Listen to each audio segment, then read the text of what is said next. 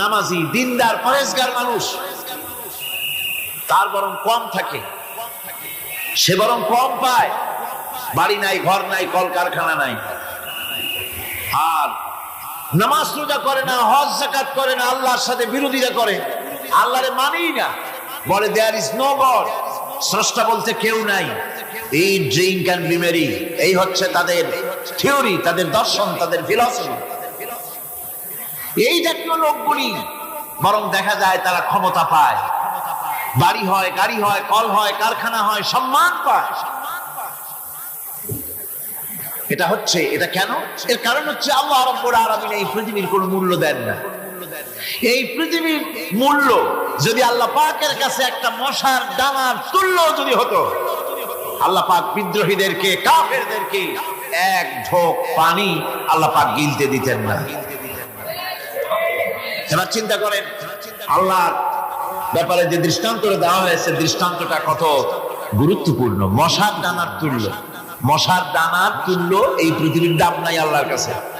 আপনাকে যদি কেউ 10 লক্ষ মশার ডানা বহু কষ্ট করে জোগাড় করিয়া যদি কেউ দেয়, তাহলে আপনি কয় টাকা দিয়ে কিনবেন? 4 পয়সা দিয়েও একজনে বলছে 4 পয়সা দিবেন। তাহলে বোঝেন এর কোন মূল্য নাই। একটা মশার ডানার তুল্য মূল্য আল্লাহ পাক এই পৃথিবীর দেন না, যার কারণে অবারিত মুক্ত হস্তে আল্লাহ পাক সমস্ত মানুষের জন্য, প্রাণী জগতের জন্য তিনি করুণা করেছেন সকলকে। এই করুণাময় রহমান আল্লাহ পাক, তিনি গুনাহগারদেরকে, যারা আল্লাহ পাকের ফরমাবরদারি করতেছে, তাদেরকে সকলকে আল্লাহ পাক সমানভাবে তার জিনিসগুলিকে তিনি দিয়ে দিচ্ছেন। এটা হচ্ছে রহমান। আর রহিম হচ্ছে, হাদিস শরীফে বলা হয়েছে, আর রহমানু রহমানুদ দুনিয়া ওয়াল আখিরাহ, আর রহিম রহিমুল আখিরাহ। মুমিন রহমান তো শুধু আল্লাহ পাক দুনিয়া এবং আখিরাতের জন্য, আর রহিম শুধুমাত্র আখিরাতের জন্য। আবার কোন কোন আয়াতে বলা হয়েছে যে আল্লাহ পাক দুনিয়ার মানুষের জন্য রহিম। একটি আয়াতে ভাবে বলা হয়েছে, হুয়াল্লাযী ইউসাল্লি আলাইকুম ওয়া মালাইকাতুহু লিয়ুখরিজাকুম মিনাজ যুলুমাতি ইলান নূর ওয়া কানা বিল মুমিনিনা রহিমা। সে আল্লাহই তোমাদের প্রতি রহম করেছেন, রহমত নাজিল করেছেন, এবং তার ফেরেশতাগণ এই উদ্দেশ্যে যে তোমাদেরকে তিনি অন্ধকার থেকে আলোর দিকে বের করে নিয়ে আসবেন। আর তিনি হচ্ছেন মুমিনদের জন্য রহিম, অত্যন্ত দয়াবান। আরবি ভাষায় আর রহমান অন্তর্জগতের এমন একটি নম্র উচ্ছ্বাসিত অবস্থার প্রতি ইঙ্গিত করে, যার ফলে তার স্বতঃস্ফূর্তভাবে নিজের থেকেই মহানুভবতা এবং প্রীতি ও মহব্বতের ইচ্ছার বহিঃপ্রকাশ ঘটে। তাই রহমতের মধ্যে আছে স্নেহ, আছে প্রীতি, আছে অনুগ্রহ। আল্লাহ পাকের রহমতটা কি জিনিস? সেটা হচ্ছে রাহমাতি ওয়াসিআত কুল্লা শাই, আমার রহমত দিয়ে সমস্ত জিনিসকে ঢেকে রাখা হয়েছে। প্রত্যেকটি জিনিসের ভিতরে আল্লাহ পাকের রহমত রয়েছে। রহমত ছাড়া এই পৃথিবীতে মানুষের চলার কোনো পথ নাই। সমস্ত ব্যাপারেই আল্লাহ পাকের রহমত আর রহমত। স্বামী স্ত্রীতে যদি মহব্বত না থাকে, বাড়ি জাহান্নাম হয়। কি হয় বোঝেন না?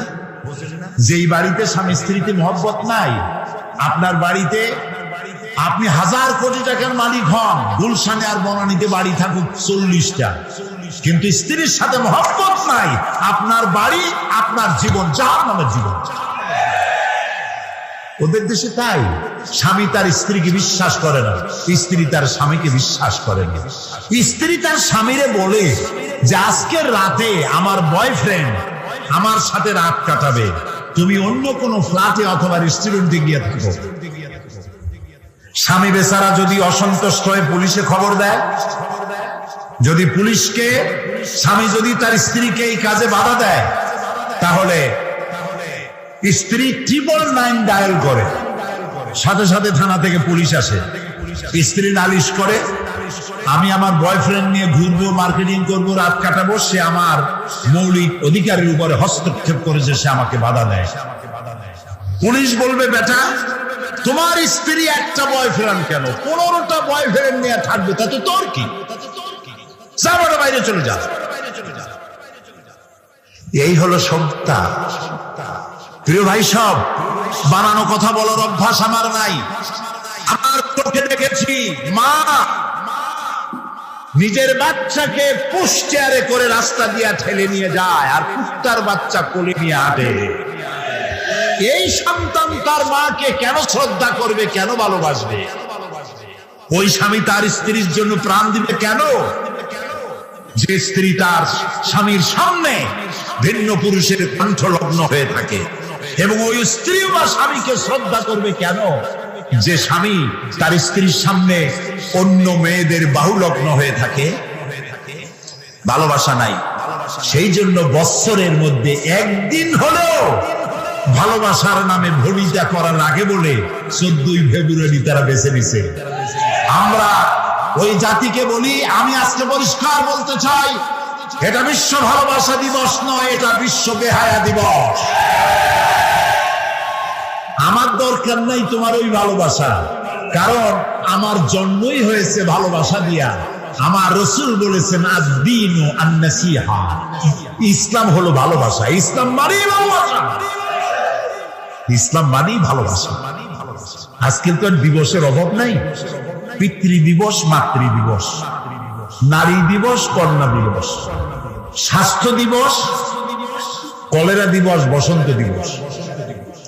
এখন আবার শুনতেছি নতুন ভাবে আর এক দেওয়াল লিখন হচ্ছে, বিশ্ব চিন্তা দিবস। আয়োজকদের জিজ্ঞেস করলাম, ভাই বিশ্ব চিন্তা দিবসের থিম কি, বিষয়টা কি? কয় যে আমরা অনেক ভেবেছি যে কি করা যায়। পরে আমরা চিন্তা করলাম, বিশ্ব চিন্তা দিবসে আমরা পার্কে, রাস্তায়, আইল্যান্ডে, বিভিন্ন জায়গায় দলবদ্ধ হয়ে বসে চিন্তা করব যে আসলেই আমরা কোনো বিষয় চিন্তা করতেছি কিনা। এগুলো বিশ্ব চিন্তা দিবসের থিম। কপাল করেছে জাতি আমাদের ভালোবাসা শিখায়। আমার ওইটার দরকার নাই। আমার বাংলাদেশের মতো, মুসলমানদের মতো যৌথ পরিবার পৃথিবীতে নাই। দাদা নিয়া মা, দাদা মা, নানি নানা, ভাই ভাতিজা, বাপ মা একসাথে খাইয়া না খাইয়া এক বাড়িতে আমরা থাকি। আমাদের এই ঐক্যবদ্ধ ফ্যামিলি কেন? আমরা শান্তিতে আছি কেন? পূজা রোজা একসাথে হয় কেন? এই জ্বালা সহ্য হয় না। আমাদের মতো তোরা জ্বলিস না কেন? এই জন্য সেই জন্য আজ আমাদের ওরা মারবে, কিন্তু আমরা কথা বলতে পারবো না। वो कत्ल भी करते चर्चा नहीं होता, हम आह भी करते बदनाम हो जाता। ও যদি হত্যাও করে তা নিয়ে কোনো সমালোচনা পর্যালোচনা নাই, কারণ সমস্ত মিডিয়া তাদের হাতের মধ্যে। আর আমাকে যখন কলিজে আঘাত করে, আমি বেদনার্ত হয়ে তীরের আঘাতে জর্জরিত হয়ে যদি আমি আহ বলি, সেটা আমার বদনাম হয়ে যায়। বেটা তুই মুসলমান না করলি কেন? আও করতে পারবি না। যদি বলবে কি করবো, কিও করতে পারবি না। প্রিয় ভাই সব,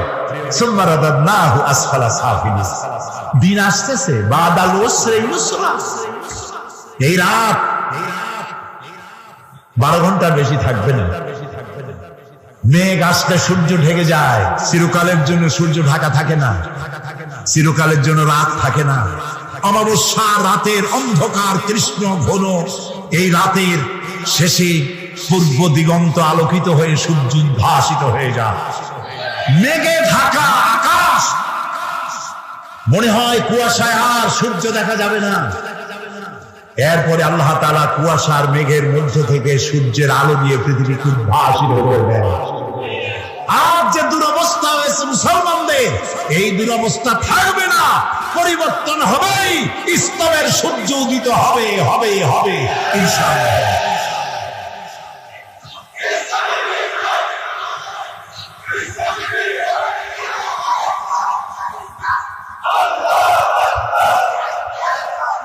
প্রিয় ভাই সব, প্রিয় ভাই সব, ইন্না দ্বীন ইনদাল্লাহিল ইসলাম। আলহামদুলিল্লাহ কোন ইসলাম, আমার জন্ম সার্থক, আমাদের সকলের জীবন সার্থক যে ইসলামের মধ্যে পয়দা আল্লাহ করছেন। বলি আমিন। সবাই বলেন আলী আমিন। বলেন আলহামদুলিল্লাহ, আলহামদুলিল্লাহি রাব্বিল আলামিন। সমস্ত প্রশংসা আল্লাহ তাআলা। লাকাল হামদু বিল ঈমান।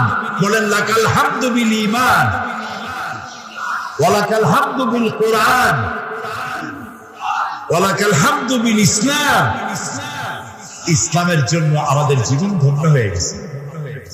ভুল করেছি আমরা এক জায়গায়, বলবো এক জায়গায় না, 3 জায়গায় ভুল করেছি। কয় জায়গায়? 3 জায়গায়। বুঝতে কষ্ট হচ্ছে না তো? 1 নম্বরে ভুল করেছি, ইসলামকে মনে করেছি একটা ধর্ম। হিন্দু, খ্রিস্টান, বৌদ্ধ, ইহুদি, বিভিন্ন ধর্ম যেমন ইসলামকে ঠিক তেমন একটা ধর্ম মনে করেছি। 1। 2 নম্বরে ভুল করেছি, কোরআন শরীফকে বেদ, বাইবেল, গীতা, ত্রিপিটক, জিন্দাবিস্তার ইত্যাদি ধর্মগ্রন্থের মতো শুধুমাত্র একখানা ধর্মগ্রন্থ মনে করেছি। 3 নম্বরে ভুল করেছি, নবী করিম সাল্লাল্লাহু আলাইহি ওয়াসাল্লামকে শুধুমাত্র একজন ধর্মীয় নেতা মনে করেছি। এই 3টি গ্রেট মিস্টেক, 3টি শ্রেষ্ঠ ভুল, বড় ভুল, যে ভুলের খেসারত গোটা জাতিকে আরো কতকাল দিতে হবে আল্লাহ তাআলা ভালো জানেন। আল্লাহ আমাদের মাফ করুন, আমরা বলি আমিন। প্রিয় ভাই সব, 1 নম্বরে বলে নিতে চাই, ইসলাম হিন্দু, খ্রিস্টান, বৌদ্ধ, অন্যান্য ধর্মের মতো শুধুমাত্র একটি ধর্ম নয়, এটি একটি পরিকল্পনা, এটি একটি স্কিম, এটি একটি জীবন বিধান। আর কোরআন, গীতা, বেদ, বাইবেল অন্য কিতাবের মতো নয়। আমি গীতাকে সম্মান করি, আমি রামায়ণকে সম্মান করি, আমি বেদকে সম্মান করি, আমি ইনজিল, ফুরকান, তাওরাত, জাবুর আল্লাহ যা নাজিল করেছেন সেগুলিকেও সম্মান করি। আমরা সমস্ত নবীদেরকে সম্মান করি। লা নুফাররিকু বাইনা আহাদিন মির রুসুলি, কোন নবীর মধ্যে তারতম্য করি না। আমরা ঈসা আলাইহিস সালামকে সম্মান করি, সুবহানাল্লাহ। ঈসা আলাইহিস সালামের মাকে সম্মান করি। কিন্তু তোমরা সম্মান করতে জানলা না। নিজের সম্মান না থাকলে অন্যকে সম্মান করা যায় না।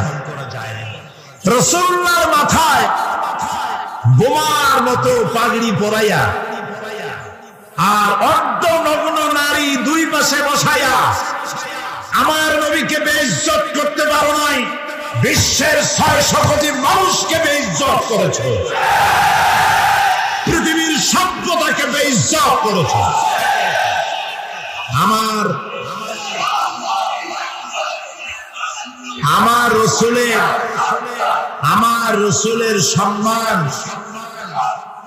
রসুলের সম্মান কচু পাতার পানি নয়, কলা পাতার পানি নয়।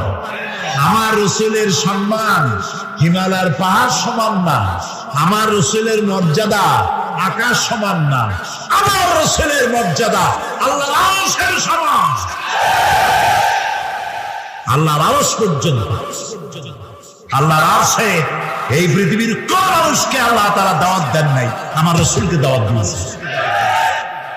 কাজী তাকে অমর্যাদা তোমরা করতে পারবে না, নিজেদেরকে অমর্যাদা করেছো। এই বিষয়ে আমি পরে কথা বলবো ইনশাআল্লাহ। এখন যেটা বলতে চাই, ইসলাম এটি একটি পূর্ণাঙ্গ জীবন ব্যবস্থা। আমি আগেই বলেছি, এটা শুধু নামাজ, রোজা, হজ, যাকাত নয়, এটি একটি জীবন ব্যবস্থা। দেখুন, নবী করিম সাল্লাল্লাহু আলাইহি ওয়াসাল্লাম যখন হেরা পাহাড় থেকে নামলেন, তিনি একটা দাওয়াত দিয়েছিলেন, ইয়া আইয়ুহান নাস কুলু, কি কন্ত, লা ইলাহা ইল্লাল্লাহ তুফলিহু। কি মজার কালেমা, আলহামদুলিল্লাহ। মুক্তির জন্য তোমরা এটা ঘোষণা দাও। নবী করিম সাল্লাল্লাহু আলাইহি ওয়াসাল্লাম এই ঘোষণার পর শান্তিতে থাকতে পারেন নাই। সাহাবায়ে কেরাম অত্যাচারিত হয়েছে। বুখারী শরীফের হাদিস, ওয়ান খাব্বাব বিন আল-আরিফ রাদিয়াল্লাহু তাআলা আনহু আন্নাহু ক্বাল শাকাউনা ইলা রাসূলিল্লাহি সাল্লাল্লাহু আলাইহি ওয়াসাল্লাম ওয়া হুয়া মুতাওয়াসসাদুন বুরদাতুন লাহু ফি জিল্লিল কাবা। হযরতে খাব্বাব বলেন, আমরা নবী করিম সাল্লাল্লাহু আলাইহি ওয়াসাল্লামের কাছে গেলাম, গিয়ে দেখি নবীজি কাবা শরীফের ছায়ায় চাদর মুড়ি দিয়ে আরাম ফরমাচ্ছেন। আমরা পাশে গিয়ে বললাম, আলা তাদউ লানা আলা তাস্তানসিরু লানা ইয়া রাসূলুল্লাহ, হে রাসূল, আপনি কি আমাদের জন্য দোয়া করবেন না? আপনি কি আল্লাহর সাহায্য আমাদের জন্য কামনা করবেন না? আমাদের বেলালকে ওরা মেরে শেষ করলো, খাব্বাবকে মারলো, খুবাইবকে মারলো, আম্মারকে মারলো, সুমাইয়াকে শহীদ করলো। আর তো নির্যাতন সহ্য করতে পারি না, আপনি কি আমাদের জন্য দোয়া করবেন না? নবীজি উঠে বসলেন, বললেন, ও খাব্বাব, তোমাদের আগে এই পৃথিবীতে যারাই দ্বীনের দাওয়াত দিয়েছেন, ইসলামের দাওয়াত যারাই দিয়েছেন। আচ্ছা ভাই, আরেকটা কথা বলবো। কোন কোন বইতে লেখা আছে ইসলামের প্রবর্তক মুহাম্মদ সাল্লাল্লাহু আলাইহি ওয়াসাল্লাম। এই কথাটা কিন্তু ঠিক না। ইসলামের প্রবর্তক আল্লাহ তাআলা। ইসলাম কার?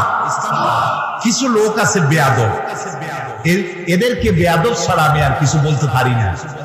তারা বলে মওদুদির ইসলাম, বাগদাদের ইসলাম, অমুক জায়গার ইসলাম, তমুক জায়গার ইসলাম। এই জাতীয় কথা যারা বলে তারা বেয়াদব। ইসলাম তো মুহাম্মদ রাসূলুল্লাহ সাল্লাল্লাহু আলাইহি ওয়াসাল্লামের নয়। ইসলাম হচ্ছে কার? চিল্লায় বলেন। সুতরাং কোন মানুষের নামের সাথে ইসলাম বলা বেয়াদবি। ইসলাম আল্লাহ দিয়েছে। নবী করিম সাল্লাল্লাহু আলাইহি ওয়াসাল্লাম বলেছেন, খাব্বাব, তোমাদের আগে ইসলামের দাওয়াত নিয়ে যারাই আসছেন, প্রত্যেক নবীর সাথে, তার সাথীদের সাথে এই জাতীয় ব্যবহার হয়েছে। তোমরা জানো না, যারাই দ্বীনের দাওয়াত দিয়েছে তাদেরকে ধরা হতো, ফায়ুহফারু লাহু ফিল আরদ, তাদের জন্য জমিনে গর্ত খনন করা হতো, ফায়ুজআলু ফিহা, এরপরে সেই গর্তের মধ্যে তাকে কোমর পর্যন্ত দাবায় দেওয়া হতো, সুম্মা ইউতা বিল মানশার, এরপরে করাত আনা হতো, ফায়ুদাউ আলা রাসিহি, এরপরে সেই করাত তার মাথার উপরে রাখা হতো, ফায়ুজআলু মিসফাইন, এরপরে করাত দিয়া চিরে জীবিত মানুষটিকে দ্বিখণ্ডিত করে ফেলে দেওয়া হতো। মা ইয়াসুদ্দুহু যালিকা আন দীনে, এত কষ্ট দেওয়ার পরেও একজন মুসলমানকেও তারা দ্বীনের রাস্তা থেকে এক চুলও সরাইতে পারে না। আমরা পারবো এরকম? পারবো? কারা কারা পারবো? আলহামদুলিল্লাহ। হাত নামান, হাত নামান, হাত নামান। রাসূলুল্লাহ বলছেন, শোনেন শোনেন শোনেন, নবী করিম সাল্লাল্লাহু আলাইহি ওয়াসাল্লাম বলছেন, ওয়াল্লাহি ওয়াল্লাহি লা ইউতাম্মান্নাল্লাহু হাদাল আমরা হাত্তা ইয়াসিরুর রাকিবু মিন সারা ইলা হাদারামাউত। ও খাব্বাব, আমি আল্লাহর নামে কসম করি। কে কে কসম করছে? হুজুরে করিম সাল্লাল্লাহু আলাইহি ওয়াসাল্লাম আল্লাহর নামে শপথ করছি। সুবহানাল্লাহ। ও খাব্বাব, সেদিন বেশি দূরে নয়, যেদিন ইয়েমেনের রাজধানী সানা থেকে শুরু করে হাজার হাজার মাইল দূরে হাজারামত পর্যন্ত সুন্দরী যুবতী মেয়েরা রূপের বর্ষা নিয়ে, সদাগরেরা ব্যবসায়ীর মাইল নিয়ে, উট আর ছাগল আর ভেড়া নিয়ে যাতায়াত করবে হাজার হাজার মাইল। লা ইয়াখাফু ইল্লাল্লাহ, আল্লাহ ছাড়া কোনো ভয় তাদের দিলে থাকবে না। চোরের ভয়, ডাকাতের ভয়, ধর্ষণের ভয় থাকবে না। কে বলছে? কার নামে কসম করে? আল্লাহর নামে কসম করে বলছেন।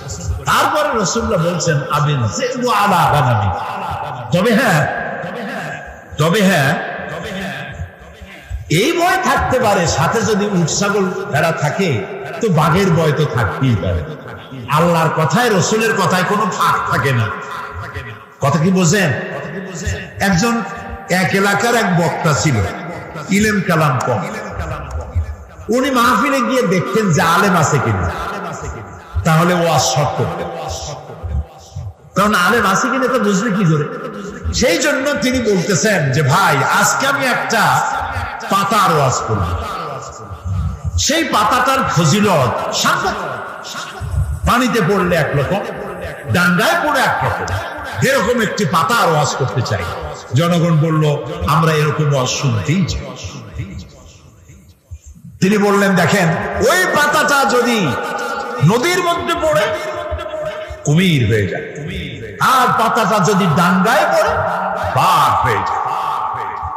মাঝখান থেকে একটা লোক দাঁড়ায় বলছেন, আচ্ছা হুজুর, এই পাতার ফজিলত যখন এরকম, তাহলে যদি এই পাতাটা অর্ধেকটা পড়ে নদীতে, অর্ধেকটা পড়ে ডান্ডায়, তখন কি হবে? মৌলভী সাহেব মনে করলেন আলেম তো আছে। ওয়াখির দাওয়ানা আলহামদুলিল্লাহি রাব্বিল আলামিন, আসসালামু আলাইকুম ওয়া রাহমাতুল্লাহ।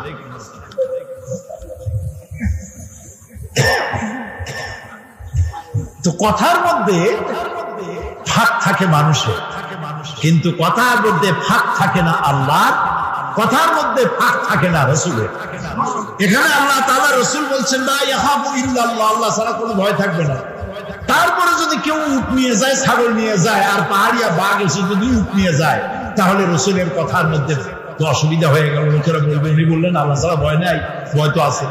সেই জন্য রাসূলুল্লাহ বললেন আবিজ জিদু আলা গানামি, এটা হতে পারে যে বাঘে তোমার উট ছাগল ভেড়া নিয়ে যাইতে পারে, কিন্তু সুন্দরীরা ধর্ষিতা হবে না, সদাগরের মাল চুরি হবে না, মানুষের জীবন নষ্ট হবে না, এরকম সমাজ আসবে। ওয়ালাকিন্নাকুম তাস্তাজিলুন, আসলে তোমরা খুব তাড়াহুড়ো করছো। তাড়াহুড়ো করো না, ধৈর্য ধরো। এটা পাওয়ার জন্য বহুত নবীদের জীবন দিতে হয়েছে, সময় লাগবে। ইসলাম শুধু নামাজ রোজা হজ যাকাত নয়, শুধু দাড়ি টুপি মেসওয়াক নয়, দাড়ি টুপি জামা মেসওয়াক নামাজ রোজা সহ বিশাল স্কিম, বিশাল পরিকল্পনা। আমরা সবটারে বাদ দিয়া শুধু খোলসটা ধরে আছি, আসলটা বাদ দিয়ে। আমরা যখন মসজিদে যাই তখন মুসলমান থাকি, কিন্তু আমি যখন দোকানে যাই তখন আমি মুসলমান থাকি না। কথা কি বোঝেন? কথা কি বোঝেন? হায় রে মুসলমান, বলতেও লজ্জা করে। এই যে ভেজাল ধরা আবিষ্কার, যখন ভেজাল ধরার জন্য ঢাকায় যখন অভিযান চললো, হায় হায় রে কি দেখলাম, কি সব নাম করা হোটেলে কি খাওয়ায়। গরিবে খাইলে কয় যে ফ্যান খায়। এই যে চাল ভাতের যে মার, ওটার কি বলে? হ্যাঁ, মার বলে, মার। আমাদের পিরোজপুর বরিশালে কয় ফ্যান। গরিবে যদি খায় ফ্যান, ওই ফ্যানটাকে বড় বড় হোটেলে এরকম সুন্দর কাপের মধ্যে দিয়ে একটু মশলা ছিটাইয়া, এইটার দাম 150 টাকা। এটা হলো রাইস স্যুপ। গরিবে খাইলে মার খাইছে, ফ্যান খাইছে। রসগোল্লা, বিরাট বিরাট নাম করা মিষ্টির দোকান, নাম বলবো না। রসগোল্লা বানায়, রসগোল্লা বানাতে গেলে ছানা লাগবে, যত ছানা লাগবে তত দুধ লাগবে। এখন এত দুধ পয়সা খরচ হয় বেশি, আমার লাভ করা লাগবে বেশি। সেই জন্য দুধের ভিতরে টয়লেট পেপার ছেড়ে দিয়া, জাল দিয়া তাড়াতাড়ি ছানা বানায় ফেলায়। ইন্না লিল্লাহি ওয়া ইন্না ইলাইহি রাজিউন। সানাসার গুলা, পচা বিস্কিট, পচা ময়দা, নুডলস, সব পচা ময়দা, এগুলির মধ্যে ট্রেনের পোড়া মোবিল দিয়া ভাজি করে সুন্দর করে মুখে মজা লাগাইয়া খাওয়াই দিল। বিজ্ঞানীরা, বাংলাদেশের বিজ্ঞানীরা বলেছেন এই সব খাদ্য গর্ভবতী নারীরা যদি খায়, বাংলাদেশ মেধাশূন্য হয়ে যাবে। চিন্তাশীল, মেধাশক্তি সম্পন্ন, ব্রেন শক্তি সম্পন্ন, দেশ চালাবার যোগ্যতা সম্পন্ন আলেম, রাজনীতিবিদ, অর্থনীতিবিদ পয়দা হবে না, দেশ শেষ হয়ে যাবে। আচ্ছা, রাসূলুল্লাহ বলেছেন যে ব্যক্তি খাদ্যদ্রব্যে ভেজাল দেয় সে আমার উম্মত নয়, সে আমার দলভুক্ত নয়। তা আমি নামাজ পড়ার সময় মুসলমান, দাড়ি রাখার সময় মুসলমান, টুপি মাথায় দেওয়ার সময় মুসলমান, কিন্তু আমি যখন জমিন চাষ করি তখন লাঙ্গলের মাথা খারাপ হয় না গরুর মাথা খারাপ হয় আল্লাহই জানে। জমিনের আইল ফেলিয়া একেবারে পুলসিরাত বানায়। অবশ্য চিটাগং এইরকম কাম করে। গরুর গোশতের নাম করিয়া মহিষের গোশত খাওয়ায়, খাসির গোশতের নাম করিয়া পাতি শ্রীগলের গোশত খাওয়ায়। নাউজুবিল্লাহ। প্রিয় ভাই সব, এটার নাম ইসলাম না। ইসলাম কি সেটাই বলতে চাই। ইসলাম এমন এক জীবন ব্যবস্থা দিয়েছিল, নবী করিম সাল্লাল্লাহু আলাইহি ওয়াসাল্লামের ইন্তেকালের পর ঐতিহাসিকরা লিখছেন, এক যুবতী সুন্দরী নারী মদিনা থেকে রওনা করেছে, কোথাও যাবেন। মুসলমান কারে কয় দেখেন, কোথাও যাবেন। সন্ধ্যা হয়ে গেছে। মেয়ে লোকটি ভাবলো, এখন যদি আমার আত্মীয় বাড়ি যেতে তো এখন অনেক দেরি, আমি একা একা কেন বেরোলাম? দুঃখে ক্ষোভে নিজের মাথার চুল নিজের ছিঁড়তে ইচ্ছে করছে তার। আহারে, এখন যদি আমি কোনো পরপুরুষের সামনে পড়ি তাহলে তো আমার সারা জীবনের লালিত সতীত্ব ধ্বংস হবে, আমার অলংকার আদি চুরি হবে। ভয়তে চোখ দিয়ে পানি পড়তেছে। আস্তে আস্তে করে গন্তব্যের দিকে আগাচ্ছে। হঠাৎ দেখতে পেল দূরের থেকে একটা যুবক পুরুষ তার দিকে আসতেছে। মেয়ে লোকটি ভয়তে বসে পড়েছে। সুন্দরী যুবতী নারী বসে বসে ভয়ের চড়ে, এখনই আমার সব শেষ। যুবকটি আস্তে আস্তে করে হেঁটে মহিলাটির সামনে এসে দাঁড়ায় আছে। মহিলা ভয়তে চোখ থেকে দর দর করে পানি পড়ছে। যুবক বলছি কি জানে? যুবকটি মেয়ে লোকের চোখের উপরে চোখ রেখে বলছে, মা, আমাকে দিয়ে তোমার কোনো ক্ষতি হবে না। মা, তুমি কোথায় যেতে চাও আমাকে বলো, আমি তোমাকে নিরাপদে পাহারা দিয়ে তোমার গন্তব্যে পৌঁছে দেব। আমার পরিচয় শোনো, আমি মুসলমান। নবী করিম সাল্লাল্লাহু আলাইহি ওয়াসাল্লাম এই মুসলমান বানাইছিলেন। এই ছিল তার ইসলাম। অমুসলিমরা মনে করেছিল মুহাম্মদ সাল্লাল্লাহু আলাইহি ওয়াসাল্লাম আমাদের মূর্তি ভাঙতে আসছে। রাসূলুল্লাহ তো মূর্তি ভাঙছেন, কাবা শরীফের মধ্যে অবৈধভাবে মূর্তি উঠেছিল, সেই জন্য সেগুলো ভাঙছেন। কারো বাড়ি গিয়ে কারো মূর্তি তো ভাঙেন নাই। আছে কোনো হাদিস, কোন দলিল আছে যে কারো বাড়ি গিয়ে মূর্তিগুলো ফালাই দিয়েছে তাদের মূর্তি? যেহেতু আল্লাহর ঘর, এর ভিতরে মূর্তি থাকতে পারবে না, তিনি বের করে ফেলেছেন। আল্লাহ তো কোরআন শরীফে বলেছেন, কারো দেবতাকে গালি দিও না। কারো দেবতাকে গালি দিলে ওরা তোমার আল্লাহর গালি দিবে। কারো মন্দির ভেঙো না, প্যাগোডা ভেঙো না, গির্জা ভেঙো না, কারো উপাসনালয় ভেঙো না। সুবহানাল্লাহ বলবেন না? ওমর রাদিয়াল্লাহু তাআলা আনহু জেরুজালেম দখল করলেন। জেরুজালেম দখল করার পর নামাজে রক্ত হয়েছে। জেরুজালেমটা দখল হয়েছিল আবু উবাইদা ইবনুল জাররাহ রাদিয়াল্লাহু তাআলা আনহুর হাতে। কিন্তু ওরা বলল, যারা শাসন করে তারা বলল যে আমরা তো পরাজিত হয়েছি, তো তোমাদের হাতে নগরের চাবি দেব না, আমরা সারেন্ডার করব আমিরুল মুমিনিনকে আমরা। তা আমিরুল মুমিনিন গেলেন, সে ঘটনা লম্বা, সেটা আমার বক্তব্য। যাওয়ার পরে নামাজে রক্ত হয়েছে, উনি এখন নামাজের জায়গা খুঁজতেছেন। এক পাদ্রী এসে বললেন যে, আমিরুল মুমিনিন, আপনি কি খুঁজছেন? তিনি বললেন যে, আমি নামাজ পড়বো, আমার তো নামাজে রক্ত হয়ে গেছে। তিনি বললেন, আমাদের গির্জা ছেড়ে দিলাম, আমাদের গির্জায় গিয়ে আপনি নামাজ পড়ে আসেন। ওমর রাদিয়াল্লাহু তাআলা আনহু বললেন, কখনো আমি তোমার গির্জায় নামাজ পড়বো না। কেন? এই জন্য পড়বো না, আজকে যদি আমি তোমার গির্জায় নামাজ পড়ি, অসম্ভব নয় কোন একদিন কোন মুসলমান হয়তো দাবি করে বসতে পারে, আমিরুল মুমিনিন যেহেতু নামাজ পড়েছেন গির্জায়, এটা গির্জা না, এটা আমাদের মসজিদ, আমি চাই না তোমাদের গির্জা মসজিদ হয়ে যাও। সুবহানাল্লাহ। ইসলাম কি আর আমি বুঝি কি আর আমি যাচ্ছি কোথায়? ইসলামের চাইতে পরধর্ম সহিষ্ণু জাত আকাশের নিচেও নাই, জমিনের উপরেও নাই। সুবহানাল্লাহ। প্রিয় ভাই সব, সুতরাং নবী করিম সাল্লাল্লাহু আলাইহি ওয়াসাল্লাম এই সুন্দর ইসলাম দিলেন। কাফেররা মনে করছিল প্রথমে যে আমাদের বুঝি ধ্বংস করতে আসছে। যখন তারা দেখল নবীজির শাসনে ইসলাম রাষ্ট্রীয় ফর্মুলায় আসার পর বৃদ্ধরা ভাতা পায়, বয়স্করা ভাতা পায়, বেকারেরা ভাতা পায়, খাবারের অভাব কারো নাই, সকলের ঘরে দুয়ারে দুয়ারে খাবার।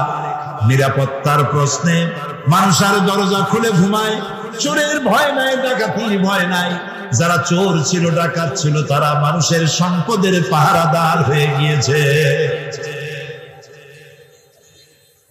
নবীজি মদিনার শেষ জীবনে শেষ সূরা যেটা নাযিল হলো, আল্লাহ তাআলা বলছেন, ইযা জাআ নাসরুল্লাহি ওয়াল ফাতহ ওয়ারাআইতান নাসা ইয়াদখুলুনা ফি দীনিল্লাহি আফওয়াজা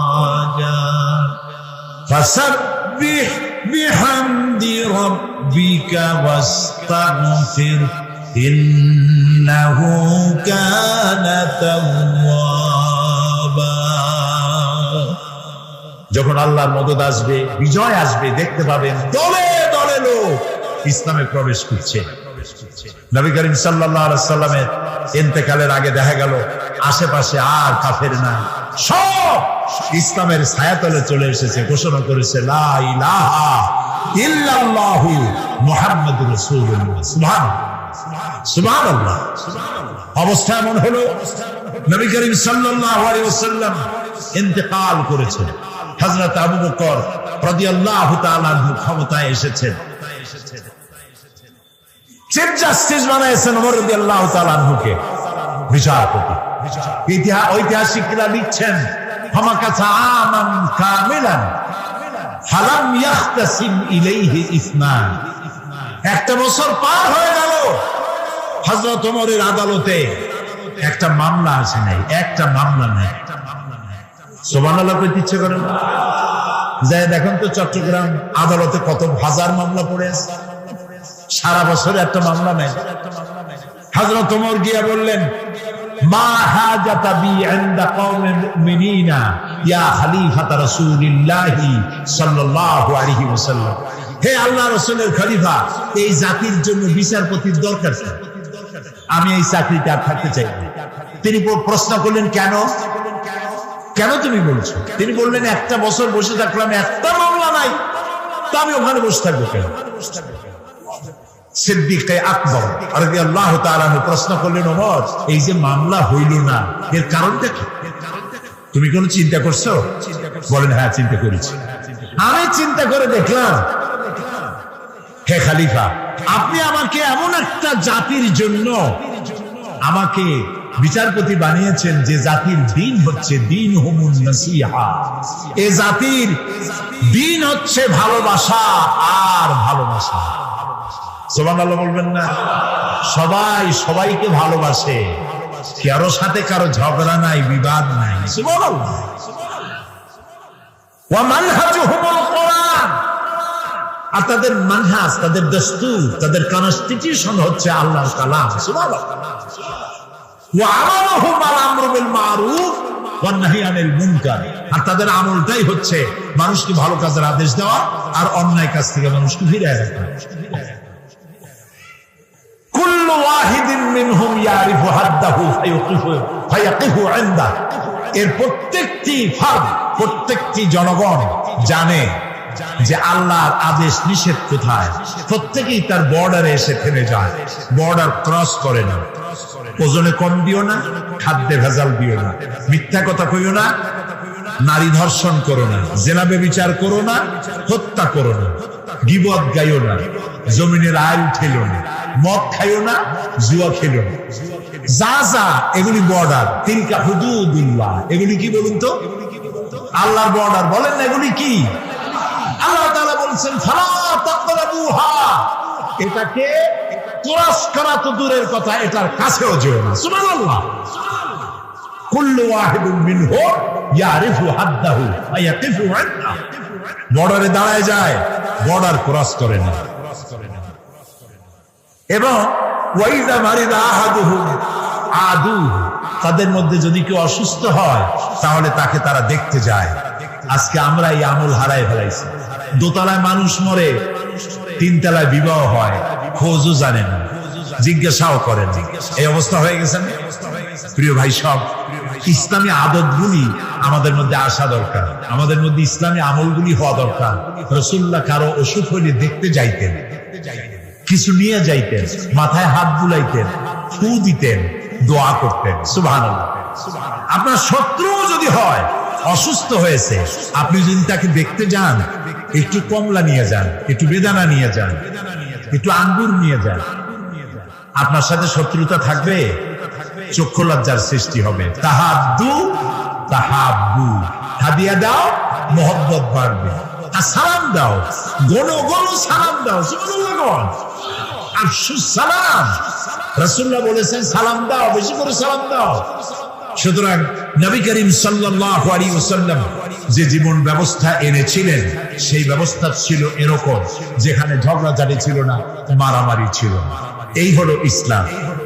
সেই ইসলাম এই পৃথিবীতে যাতে আর উঁচু না হতে পারে, এই পৃথিবীটাকে ধ্বংস করার জন্য যত মতবাদ তৈরি হয়েছিল সব শেষ, পুঁজিবাদ শেষ, কমিউনিজম শেষ। মানুষের গন্তব্য ছিল ইসলামের দিকে। কোন দিকে গন্তব্য? ইসলামের দিকে। সেই ইসলাম যেন আগাতে না পারে, সেই জন্য মুসলমানদের নাম দিতে হবে সন্ত্রাসী। কি নাম দিতে হবে? সন্ত্রাসী। শুরু হয়ে গেল সন্ত্রাস, পৃথিবী জুড়ে সন্ত্রাস শুরু হয়ে গেল। বর্তমান পৃথিবীতে সন্ত্রাস নাই এমন কোন দেশ আছে বলে আমার জানা নাই। সারা দুনিয়া জুড়ে সন্ত্রাস। এই মাহফিল হওয়ার কথা ছিল কবে বলেন?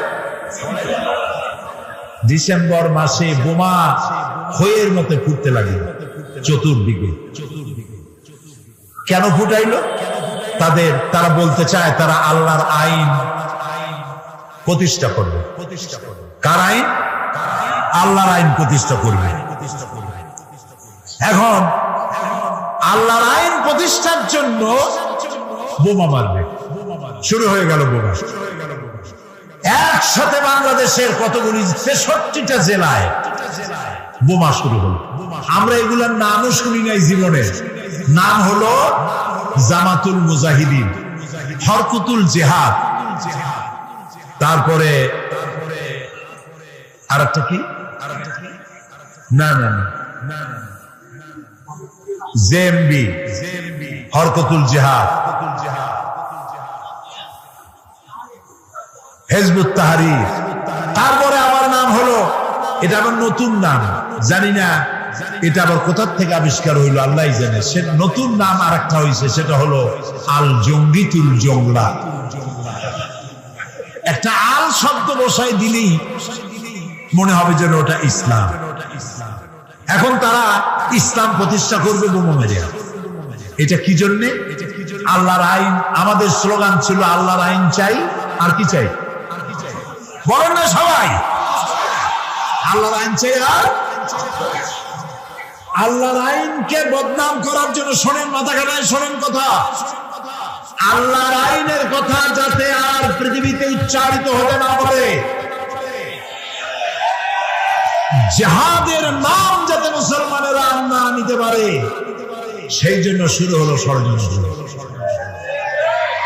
পৃথিবীর মুসলমানেরা জিহাদের নাম মোছা যাবে না, জিহাদ চলবে কিয়ামত পর্যন্ত।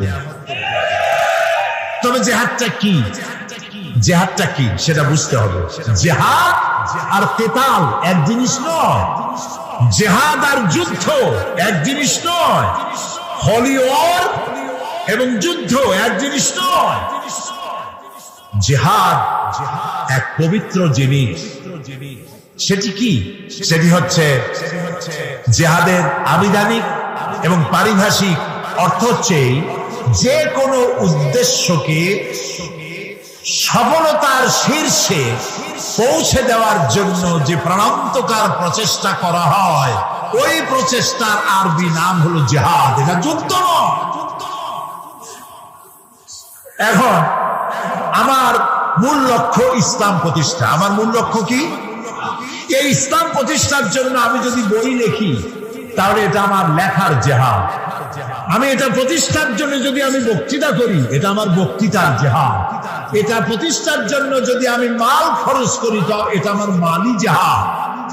আর যদি এই আন্দোলনকে ব্যাহত করার জন্য অন্য কোন রাষ্ট্র যদি ঝাঁপাইয়া পড়ে, তাহলে কেবলমাত্র রাষ্ট্রের পক্ষ থেকেই সেইটার মোকাবেলা করার জন্য সশস্ত্র জিহাদের হুকুম আসতে পারে।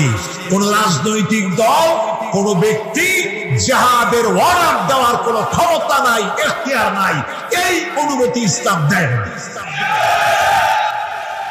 কারো বাবার হিম্মত নাই অন্ধকারের ভিতরে দল বানাইয়া বোমামের ইসলাম কায়েম করবে। এটা ইসলাম নয়, এটা শয়তানি। ইসলামকে বদনাম করার জন্য তারা এই পন্থা অবলম্বন করেছে। প্রিয় ভাই, সব কথাগুলি আপনাদেরকে শুনতে হবে। মানব সমাজে নবীদের দাওয়াত কবুল করেছেন, তাদেরকে একেবারেই আইনগুলি একসাথে আল্লাহ দেন না। আল্লাহর কায়দাটা দেখেন। আল্লাহ তো ইচ্ছা, সবচাইতে ক্ষমতা কার বেশি? যারা জবাব দেন নাই তারা কিন্তু বিপদে আছে। কারণ হলো কোন কোন প্রশ্ন আছে জবাব দিতে হয় পুরুষের মতো ঠাস ঠাস করে জবাব দিতে হয়। ইমানের প্রশ্ন সব থেকে বেশি ক্ষমতা কার? ইনফিনিট পাওয়ার, সীমাহীন শক্তির মালিককে। কারো মোহতাজ তিনি নন, কাউকে পরোয়া করেন না, কারো কাছে কৈফিয়ত দেন না, সকলকে কৈফিয়ত দিতে হবে তার কাছে। সেই আল্লাহ তাআলা যদি ইচ্ছে করতেন, আল্লাহ বলছেন ওয়ালাউ শাআ লাহাদাকুম আজমাইন, সূরা আন-নাহল। আল্লাহ তাআলা বলছেন আমি ইচ্ছে করলে সবাইকে হেদায়েত করে দিতে পারতাম। তা আল্লাহ তো আগেই বলেছেন আমি এটা করব না, যেহেতু আমি তোমার জ্ঞান দিচ্ছি, এটা আমি করব না। আইন আস্তে আস্তে দেব। নবী করিম সাল্লাল্লাহু আলাইহি ওয়াসাল্লাম নবুয়ত পেলেন, নামাজ কি ওই সাথে হয়েছে? ওই সাথে হয়েছে। অনেক বছর পর নামাজ আসছে, তার অনেক বছর পর রোজা, তার অনেক বছর পর হজ, তার অনেক পরে যাকাত। ইমপ্লিমেন্টেশন, ইসলামের আইনের প্রয়োগ ধীরে ধীরে, গ্রাজুয়ালি, একসাথে নয়। আল্লাহ প্রথমে মানুষের জেহেন, মেন্টালিটি তৈরি করেছেন, মোটিভেটেড করেছেন, মোটিভেশন করেছেন, তারপরে আইন দিয়েছেন একটু একটু করে। একটা দৃষ্টান্ত দেই, দেব একটা দৃষ্টান্ত দেই। সত্য মুসলমান, সব ব্যাপারে আইন আসছে, কিন্তু মত সম্পর্কিত আইন কখনো আসে নাই। ইসলাম কবুলকারী মুসলমানেরা কেউ কেউ তখনো শরাবের ব্যাপারে কোন আইন আসে নাই বলে শরাব পান করতেন।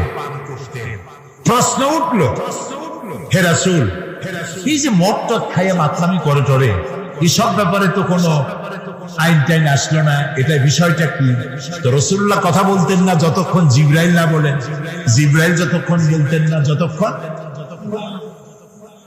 আল্লাহ রাব্বুল আলামিন প্রশ্নের জবাব দিলেন, ওয়ায়াসআলুনাকা আনিল খামরি ওয়াল মাইসিরি কুল ফীহিমা ইসমুন কাবীর ওয়া মানাফিউন লিন-নাস।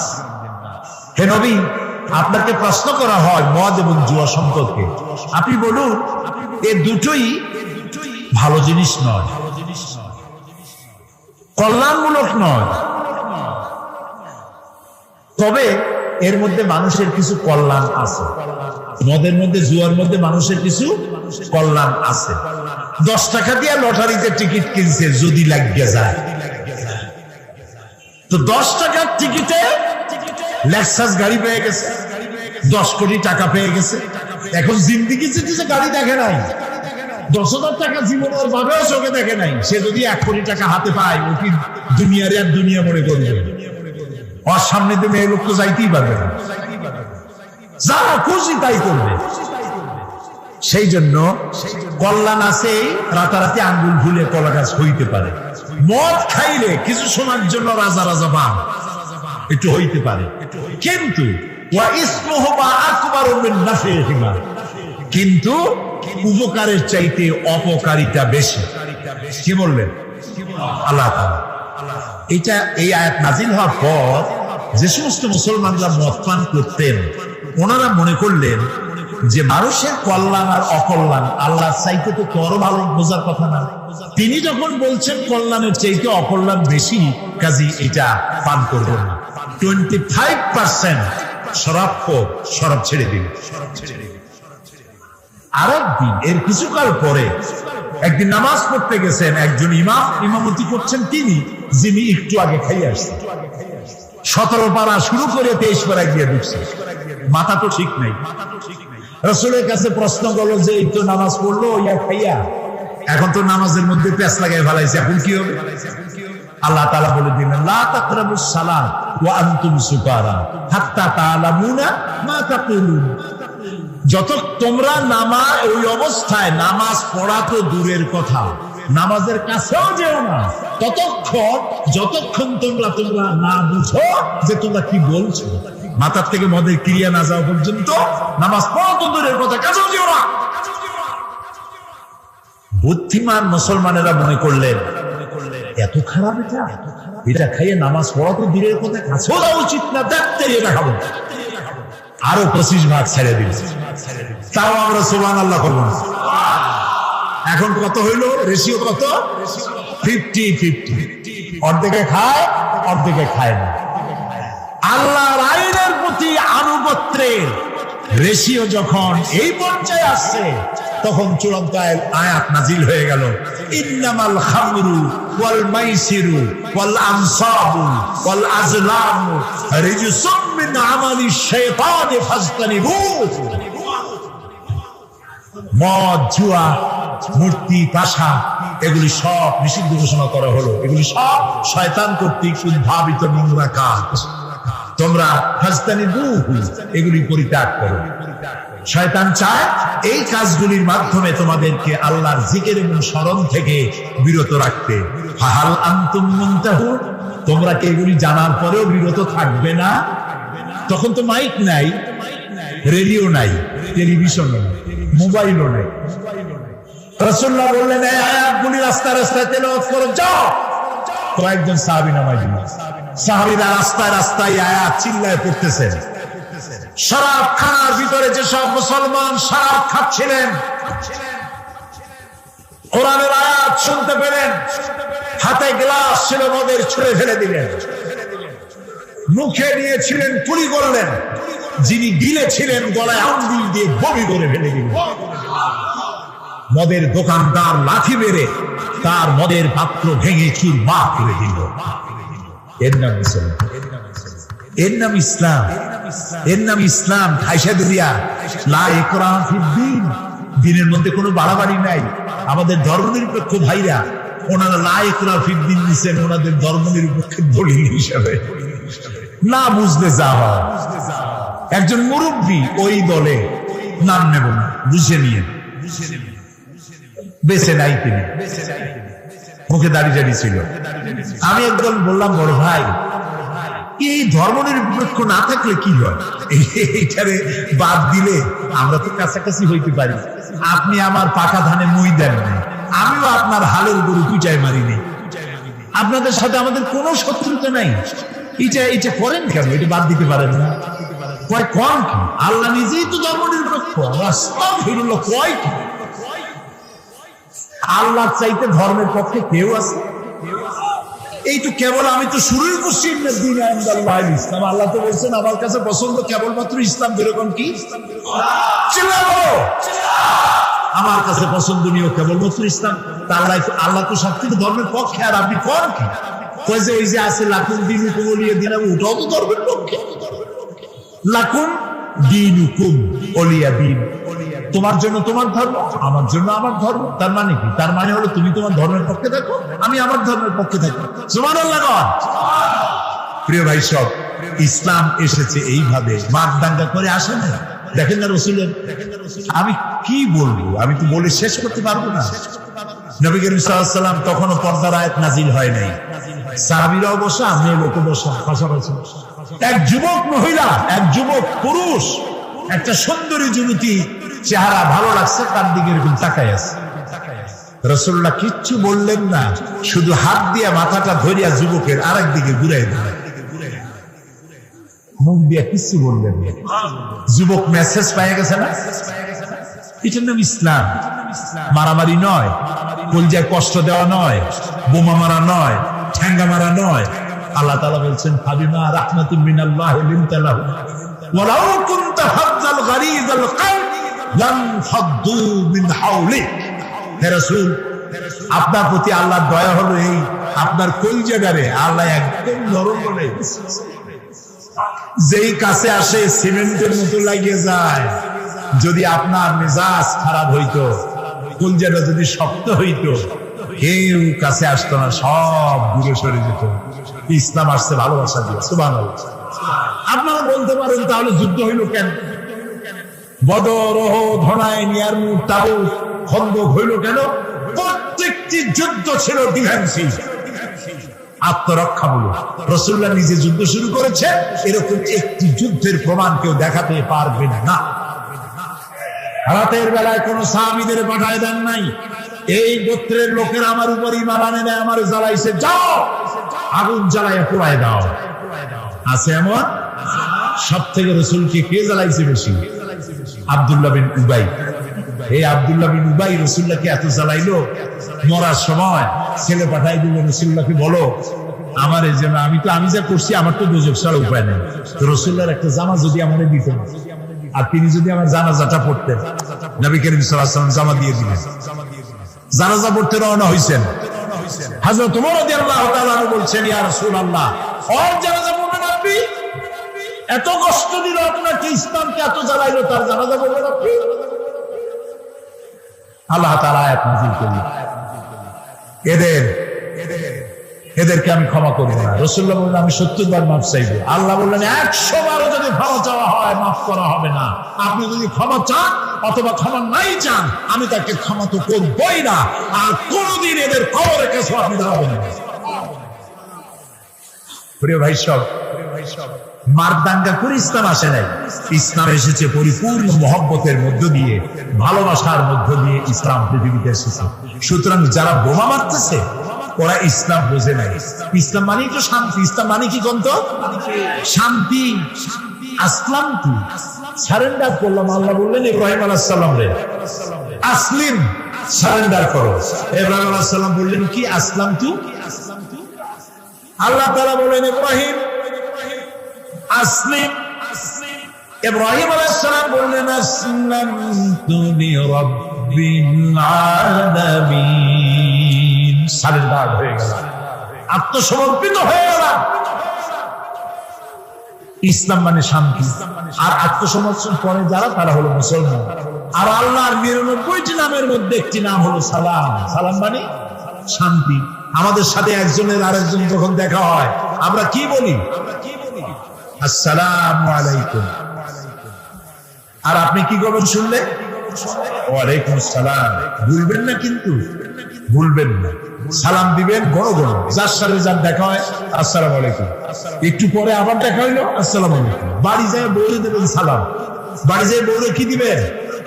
এই সালাম কিন্তু অনেকে দেয় না, মনে করে বউরে দেবো সালাম, তাহলে আমার ইজ্জত থাকবে। রাসূলুল্লাহ দিতে ঘরের মধ্যে গিয়ে আপনি বলছেন আসসালামু আলাইকুম, তার অর্থ কি আপনি আপনার ঘরের মধ্যে আল্লাহর রহমত দিয়ে প্রবেশ করতেছেন। তবে আজকে স্ত্রী না বুঝে ফট করে সালাম দিয়ে, হয়তো স্ত্রী ভয় পেয়ে যাবে যে কোনোদিন সালাম দেয় না, আজ যখন সালাম দিয়েছে খবর আছে, এই জন্য বুঝাই নিবে সালাম দেওয়া সুন্নাত। সালাম দেওয়া কি সুন্নাত। তাহলে আমরা পরস্পর দেখা হইলে সালাম দেই। নামাজ পড়ে শেষে কি বলি? আসসালামু আলাইকুম ওয়া রাহমাতুল্লাহ। জীবনের শেষ নামাজ কোনটা? জানাজা। সেই জানাজায় আমরা কি বলি? শেষে গিয়ে আসসালামু আলাইকুম ওয়া রাহমাতুল্লাহ। তারপরে মৃত্যুর পরবর্তী জীবনে যেখানে যাব, শেষ গন্তব্য যেটা আশা করি, সেটাও দারুস সালাম। ওয়াদখিলনাল জান্নাতা দারাকা দারুস সালাম। তো ইসলামের সব জায়গায় শান্তি। এই শান্তিপূর্ণ ইসলামে যারা বোমা মারে তারা ইসলামের শক্তি নয়, তারা ইসলামের দুশমন। আল্লাহ তাআলা বলেছেন ওয়ালা তাসতাউ ফিল আরদি মুফসিদিন, তোমরা জমিনের উপরে সন্ত্রাসীদের কাতারভুক্ত হও না। ওয়ালা তুফসিদু ফিল আরদি বা'দা ইসলাহিহা, শান্তি প্রতিষ্ঠার পরে বিপর্যয় সৃষ্টি করো না, সন্ত্রাসী তৎপরতা চালাইও না। কোরআনে কারীমে আল্লাহ পাক বলছেন, লাকাদ খালাকনাল ইনসানা ফি আহসানি তাকওয়িম, সব থেকে সুন্দর করে বানিয়েছি কারে? মানুষ। চিল্লা এখন কারে? মানুষ হলো সবচাইতে সুন্দর, সবচাইতে সুন্দর সৃষ্টি আমার। ওগুলা, এই মানুষগুলি হচ্ছে আশরাফুল মাখলুকাত। মানুষ কি মাখলুকাত? সৃষ্টির সেরা। আপনারা সৃষ্টির সেরা হইলেন কি দিয়া? আপনারা কি বাঘের মতো দৌড়াতে পারেন? বল্লার মতো হুল ঘুরাইতে পারেন? কুত্তার মতো কামড়াইতে পারেন? হাতির মতো শক্তি আছে? গরিলার মতো শক্তি আছে? মাছের মতো সাঁতরাইতে পারেন? সাপের মতো ক্রুদ্ধতা আছে? সিংহের মতো হিংস্রতা আছে? তো কিছু কোন দিক থেকে আপনি আশরাফুল মাখলুকাত হলেন? আশরাফুল মাখলুকাত হয়েছেন জ্ঞানের কারণে। কিসের কারণে? সেই জ্ঞানটার জন্যই তো আপনি সৃষ্টির সেরা।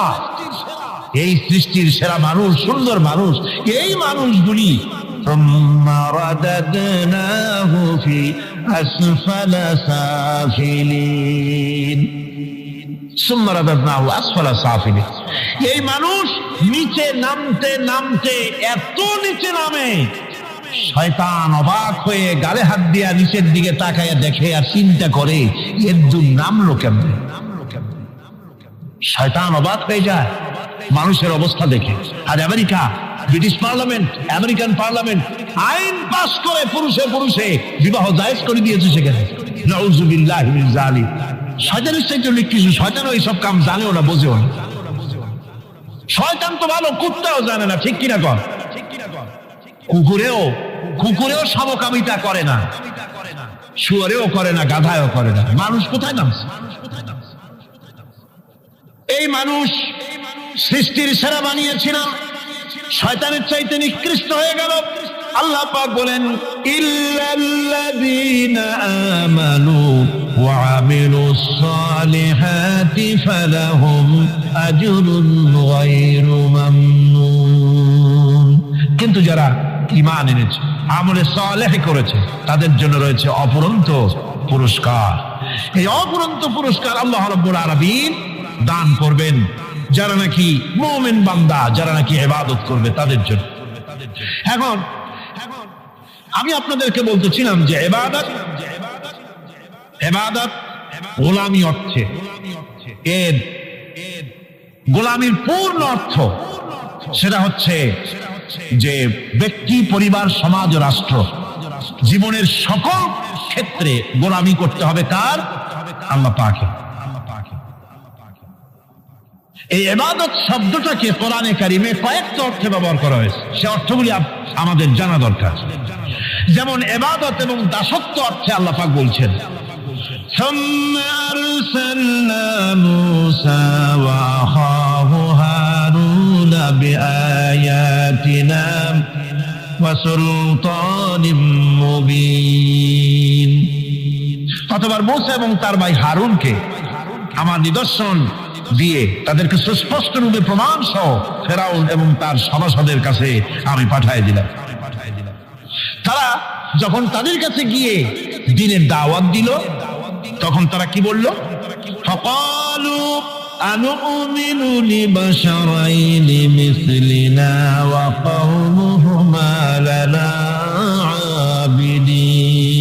আবিদুন। আমি যখন তাদেরকে পাঠালাম, তারা যখন দ্বীনের দাওয়াত দিলেন, ইবাদতের দাওয়াত দিলেন, তখন তারা বলল, আমরা কি এমন আমাদেরই মতো দুজন মানুষের আনুগত্য করব? এখানে আবেদন অর্থাৎ দাসত্ব, আমরা কি তার দাসত্ব করব? এই দাসত্ব একমাত্র আল্লাহরই হতে পারে, আর কারো হতে পারে।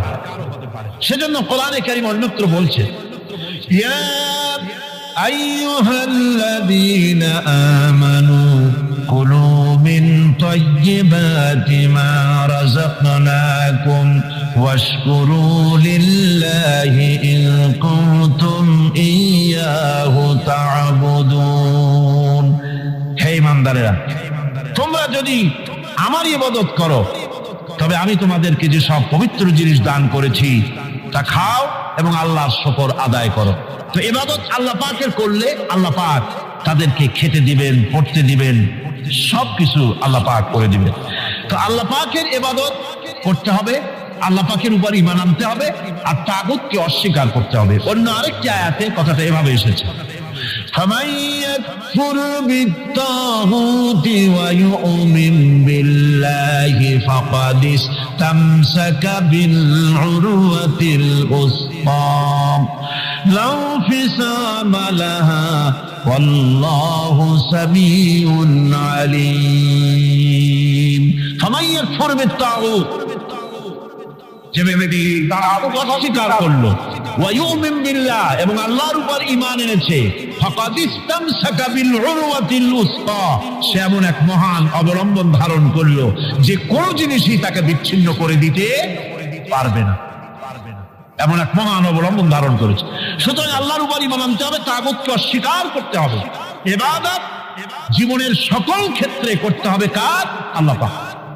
কোরআনে কারীম বলছে, এর আগে আমি প্রথমে শুনিয়েছি, সমস্ত নবীরা আম্বিয়া আলাইহিস সালাম তারা তার নিজের জাতিকে গোলামির জন্য দাওয়াত দিয়েছেন। আল্লাহ পাকের বলেছেন আমার জাতি, একমাত্র নবী মুহাম্মদ রাসূলুল্লাহ সাল্লাল্লাহু আলাইহি ওয়াসাল্লাম আমার জাতি তিনি বলেন নাই, তাকে দিয়ে আল্লাহ পাক বলেছেন, ইয়া আইয়ুহান নাসু উবুদু রাব্বাকুমুল্লাযী খালাকাকুম والذين من قبلكم لعلكم تتقون يا أيها الناس اعبدوا ربكم الذي خلقكم ربكم اعبدوا ربكم أي أطيعوا ربكم গোলামি করো, আনুগত্য করো, দাসত্ব করো তোমার সেই প্রভুর, সেই রবের যিনি তোমাকে সৃষ্টি করেছেন, তার আনুগত্য জীবনের সব ক্ষেত্রে করো।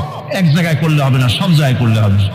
জীবনের সমস্ত কাজটাই হলো ইবাদত হবে যদি মুসলমান আল্লাহর হুকুম মাফিক তার জীবনকে পরিচালনা করে। আপনার চোখের চাহনিটাও তো ইবাদত হবে। সুবহানাল্লাহ কর।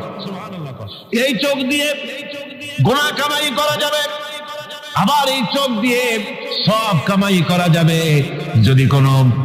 যদি কোনো সন্তান তার মা বাবার দিকে ভক্তির নজরে, মোহব্বতের নজরে যদি তাকায়, নবীজি বলেছেন একটা কবুল নফল হজের সওয়াব আমলনামায় লেখা যাবে। সাহাবীরা প্রশ্ন করেছেন, যদি কেউ 100 বার তাকায় তো কি হবে? নবীজি বলেছেন, আল্লাহ রাব্বুল আলামিনের নিয়ামতের ভান্ডার অফুরন্ত নিয়ামতের, সেখানে কোনো অভাব নাই। যদি কোনো বান্দা যদি তার মা বাপের দিকে দৈনিক 100 বার তাকায় তো ওই বান্দার আমলনামায় 100 কবুল নফল হজের সওয়াব লেখা যাবে। তাহলে দেখা গেল চোখের চাহনি আপনার ইবাদত, আপনার ঘুম ইবাদত, আপনার চাকরি ইবাদত, আপনার ব্যবসা বাণিজ্য ইবাদত।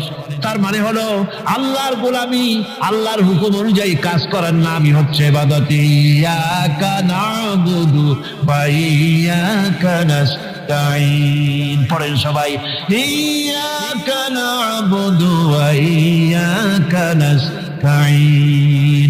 আল্লাহ তাআলা একমাত্র তোমার গোলামি করি, তোমারই আনুগত্য করি, তুমি ছাড়া কারো গোলামি করি না, তুমি ছাড়া কারো গোলামি করি না।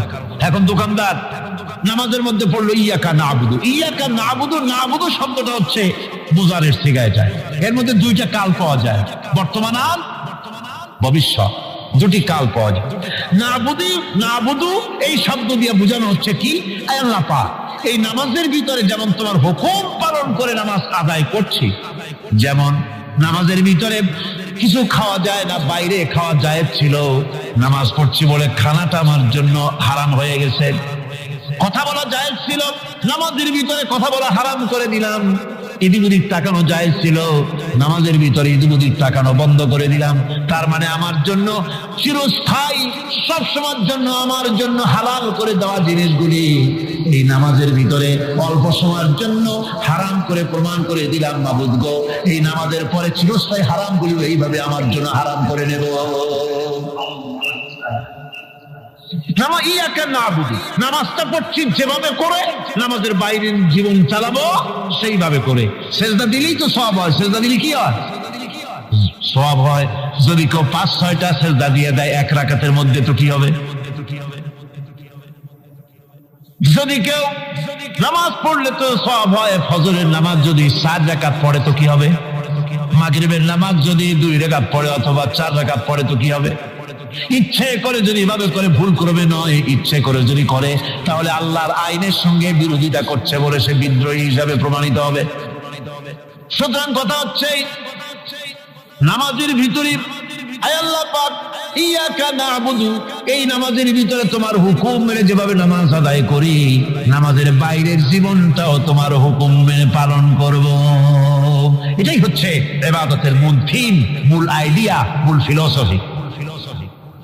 নামাজ ইবাদত করতে হবে জীবনের সব ক্ষেত্রে। নামাজের ভিতরে বললাম ইয়াকা না'বুদু, দোকানদার। এই লোকটা কি? দোকানদার।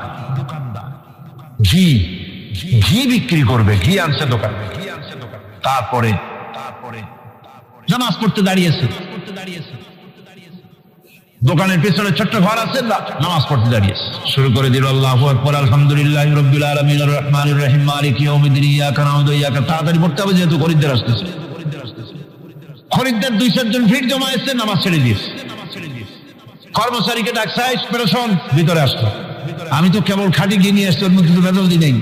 তাড়াতাড়ি করে ওর মধ্যে যা দিয়ে ভেজাল দিতে হয় ভেজাল দিয়ে ঠিক মতো দিয়া তারপরে বিক্রি করবি। 100 টাকা কেজি, 250 টাকা করে বিক্রি করবি। আল্লাহ আকবার, আর রহমানির রহিম, মালিকি ইয়াউমিদ্দিন, ইয়াকা না'বুদু ওয়া ইয়াকা। এটা নামাজ হইল পর। এই নামাজের আল্লাহর কোনো দরকার আছে? কোনো দরকার নেই। ইবাদত তো হবে নামাজ তার হুকুমে, ব্যবসা তার হুকুমে। নামাজে সেজদা দিব যার হুকুমে, রোজা রাখবো তার হুকুমে, নামাজ পড়বো যার হুকুমে, অর্থনীতি চালাবো তার হুকুমে, নামাজ পড়বো যার হুকুমে, আমার দেশের কলকারখানা চলবে, নামাজ পড়বে যার হুকুমে, পার্লামেন্ট চলবে তার হুকুমে, নামাজ পড়বো যার হুকুমে, রাজনীতি চলবে তার হুকুমে। এর উল্টা পাল্টা যদি হয় মুসলমান মানতে পারে কখনই। সুতরাং মুসলমানকে আনুগত্যের মস্তককে অবনত করে দিতে হবে আল্লাহ পাকের সামনে। আল্লাহর সঙ্গে আর বান্দার সঙ্গে হক আছে। বান্দার উপরে আল্লাহর হক এবং আল্লাহর উপরে বান্দার হক কি? এ ব্যাপারে একটি হাদিস আপনাদেরকে শোনানো যায়। হাদিসটি হচ্ছে ওয়ান মুআজ বিন জাবাল রাদিয়াল্লাহু তাআলা আনহু قال كنت رديف النبي صلى الله عليه وسلم على حمار فقال لي يا معاذ أتدري ما حق الله على العباد وما حق العباد على الله। হযরত মুআজ বিন জাবাল রাদিয়াল্লাহু তাআলা আনহু বলেন যে আমি রাসূল করিম সাল্লাল্লাহু আলাইহি ওয়াসাল্লামের পেছনে তার গাধায় সওয়ার ছিলাম। তিনি আমাকে জিজ্ঞেস করলেন, মুআজ তুমি কি জানো বান্দার উপরে আল্লাহর হক কি এবং আল্লাহর উপরে বান্দার হক কি? তিনি বললেন, আল্লাহু ওয়া রাসূলুহু আ'লামু, আল্লাহ এবং তার রাসূল খুব ভালো করে জানেন। রাসূল করিম সাল্লাল্লাহু আলাইহি ওয়াসাল্লাম জবাব দিলেন, ক্বালা হাক্কুল্লাহি আলাল ইবাদ আন ইয়া'বুদুহু ওয়া লা ইউশরিকু বিহি শাইআ ওয়া হাক্কুল ইবাদি আলাল্লাহ আন লা ইউ'আযযিবু মান লা ইউশরিকু বিহি শাইআ। আল্লাহর নবী বলেন, বান্দার উপরে আল্লাহর উপরে বান্দার হক হতেছে, আল্লাহর উপরে বান্দার হক হতেছে বান্দা আল্লাহ পাকের ইবাদত করবে, আল্লাহর গোলামি করবে, আল্লাহর আনুগত্য করবে, দাসত্ব করবে। সেই আনুগত্য, ইবাদত আর গোলামির ভিতরে কাউকে শরীক স্থাপন করবে না। বান্দার উপরে আল্লাহর হক হতেছে যেই বান্দা আল্লাহ পাকের ইবাদত করবে, গোলামি করবে, আর কোনো শিরক করবে না, কিয়ামতের দিন ওই বান্দা সম্পর্কে আল্লাহর হক হবে বান্দাকে জাহান্নামের আগুন আল্লাহ পাক হারাম করে দিয়ে তার জান্নাত দিয়ে দিবেন। এটাই হলো বান্দার উপর আল্লাহ পাকের হক। সুতরাং ইবাদত হবে সলিড কার জন্য? আল্লাহ পাকের জন্য। জোরে বলেন কার জন্য? একমাত্র, কেবলমাত্র, শুধুমাত্র আল্লাহ পাকের জন্য গোলামি হবে। সেই গোলামির কথাটাই আমরা কোরআনে কারীমের মধ্যে সূরা ফাতিহায় প্রত্যেক দিন প্রতি রাকাতে আমরা পড়ি, ইয়াকা না'বুদু ওয়া ইয়াকা নাস্তাঈন। আয় আল্লাহ তাআলা, কেবলমাত্র তোমার ইবাদত করি, কেবলমাত্র তোমারই দাসত্ব করি, আর কারো আনুগত্য দাসত্ব করি না। এই গোলামি, এই দাসত্ব আল্লাহ পাক আমাদেরকে করার তৌফিক দান করুন। আমরা বলি আমিন। আমাদের জীবনে ওঠার বসায় চলায় ফেরায়, বক্তৃতায়, ভাষণে, বিয়েতে, শাদীতে, আমাদের ইলেকশনে, আমাদের নির্বাচনে, আমাদের অর্থনীতিতে, রাজনীতিতে, আমাদের সমাজনীতিতে, পরিবারের নীতিতে, জীবনের সব ক্ষেত্রে আমরা গোলামির জন্য করতে পারি কার? আল্লাহ পাকের। নামাজের ভিতরে যে কথাটা বলি, এই কথাটার জন্য আমাদের বাস্তব জীবনে আমরা কার্যকরী করতে পারি। আল্লাহ পাক যেন তৌফিক দান করেন। মুনাজাতের জন্য দাঁড়ানো লোকেরা সব বসেন। আল্লাহুম্মা আমিন। রব্বানা যালামনা أنفسنا وإن لم تغفر لنا وترحمنا لنكونن من الخاسرين। আয় আল্লাহ তাআলা, তোমার পবিত্র কালামুল্লাহ শরীফের, তোমার পবিত্র কালামের ব্যাখ্যা করে তোমার বান্দাদেরকে সাথে নিয়ে আমরা সব গোলামেরা একত্রিত হয়ে তোমার দরবারে হাত তুলেছি। মেহেরবানি করে আমাদের আলোচনা, জিকির, আজকার, তেলাওয়াতের সওয়াব রাসূল করিম সাল্লাল্লাহু আলাইহি ওয়াসাল্লামের রূহ মুবারকে পৌঁছায় দাও।